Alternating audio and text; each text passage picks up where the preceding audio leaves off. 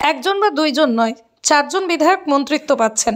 7ই ডিসেম্বরে অসম সরকারের সম্প্রসারণ ঘোষণার পর কাকে মন্ত্রী হিসেবে নিয়োগ দেওয়া হবে এবং কতজন বিধায়ক নিয়োগ করা হবে তা নিয়ে অনেক চর্চা চলছিল।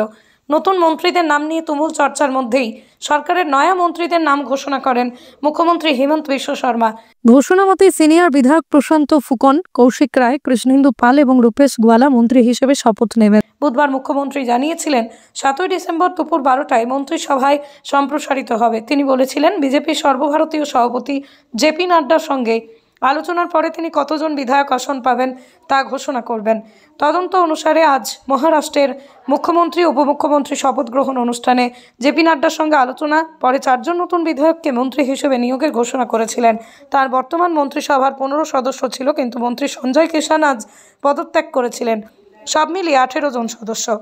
প্রণাম, কৃতজ্ঞতা স্বীকার করছি যে মাননীয় মুখ্যমন্ত্রী আমার উপর যে আস্থা এবং বিশ্বাস সবসময় আছে এবং রেখেছেন, এই আস্থা বিশ্বাসকে আমি যাতে সবসময় বজায় রাখতে পারি আর সবসময় যাতে গোটা আসামের প্রত্যেকজন নাগরিকের জন্য যাতে ভালোভাবে কাজ করতে পারি, মাননীয় মুখ্যমন্ত্রী ডক্টর হিমন্ত বিশ্ব শর্মা মহাশয়ের নেতৃত্বে এই প্রার্থনা মা কামাখ্যার শ্রীচরণে সবসময় করছি এবং সবার হয়ে যাতে ভালোভাবে কাজ করি।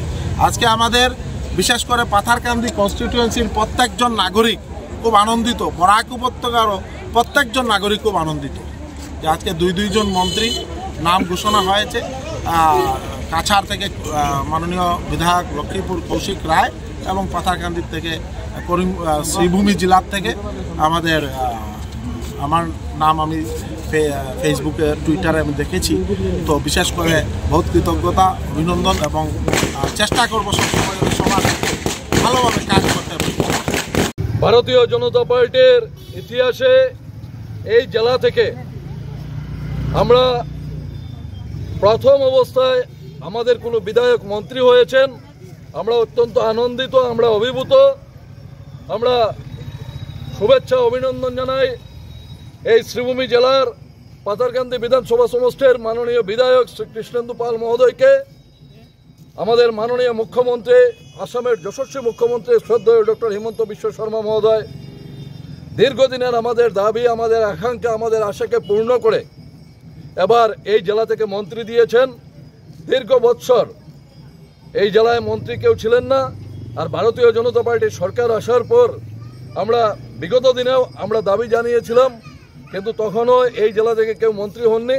আর এবার এই সরকারে মাননীয় মুখ্যমন্ত্রী শ্রদ্ধেয় ডক্টর হিমন্ত বিশ্ব শর্মা মহোদয় আমাদের এই জেলা থেকে পাথারকান্দি সমষ্টির দুবারের বিধায়ক শ্রী কৃষ্ণেন্দু পাল মহোদয়কে ওনার ক্যাবিনেটে অন্তর্ভুক্ত করেছেন, ওনার মন্ত্রিসভায় অন্তর্ভুক্ত করেছেন। আমরা মাননীয় মুখ্যমন্ত্রী মহোদয়কে অশেষ কৃতজ্ঞতা ধন্যবাদ জানাই।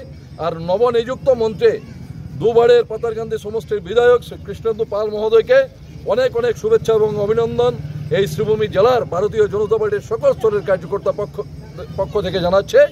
আর সেই সঙ্গে আমাদের পার্শ্ববর্তী জেলার আরেকজন বিধায়ক শ্রী কৌশিক রায়, যিনি কাছাড় জেলার বিগত দিনে দুবারের সভাপতি ছিলেন, লক্ষ্মীপুর বিধানসভা সমষ্টির বিধায়ক শ্রী কৌশিক রায় মহোদয়কে মাননীয় মুখ্যমন্ত্রী মহোদয় ওনার ক্যাবিনেটে স্থান দিয়েছেন। মাননীয় নবনিযুক্ত মন্ত্রী শ্রী কৌশিক রায় মহোদয়কে আমরা শুভেচ্ছা এবং অভিনন্দন জানাচ্ছি। কিন্তু ভারতীয় জনতা পার্টির এই শ্রীভূমি জেলার সকল স্তরের কার্যকর্তারা অত্যন্ত আনন্দিত, উৎফুল্লিত আছেন যে আমরা প্রথমবারের মতো মন্ত্রী পেয়েছি, আমাদের দীর্ঘদিনের আশা পূর্ণ হয়েছে, আমাদের আকাঙ্ক্ষা পূর্ণ হয়েছে। আমি এই উপলক্ষে মাননীয় নবনিযুক্ত মন্ত্রী শ্রী কৃষ্ণেন্দু পাল মহোদয়কে শুভেচ্ছা অভিনন্দন জানাচ্ছি। অনেক আনন্দিত, আমরা যেটা চেয়েছিলাম সেটা পেয়েছি, আমাদের সেটা প্রাপ্য ছিল। কারণ লক্ষ্মীপুরের উন্নতির ক্ষেত্রে কৌশিক রায়ের অবদান অনেক আছে। উনি শুরু থেকেই লক্ষ্মীপুরের উন্নতির জন্য অনেক কাজ করে গেছেন এবং এখনও করছেন, চেষ্টাও করে যাচ্ছেন। যাই হোক, ওনার শেষ পর্যন্ত মন্ত্রী পাওয়ায় আমরা মাননীয় আসামের মুখ্যমন্ত্রী হিমন্ত বিশ্ব শর্মা, ভারতের প্রধানমন্ত্রী নরেন্দ্র মোদীজি এবং অমিত শাহজি সকলকে আমাদের দলের তরফ থেকে ধন্যবাদ জ্ঞাপন করছি। লক্ষ্মীপুরেই আসবেন, হাইলাকান্দিতে আছেন, আসবেন থাকবে ওনার দল, সেটা বসে মণ্ডল কমিটির যারা কার্যকর্তা আছেন ওনারা বসে সব মিলে ঠিক করবেন কীভাবে। খুব ভালো লাগছে, আর কি বলবো, বলার মতন কিছু নেই।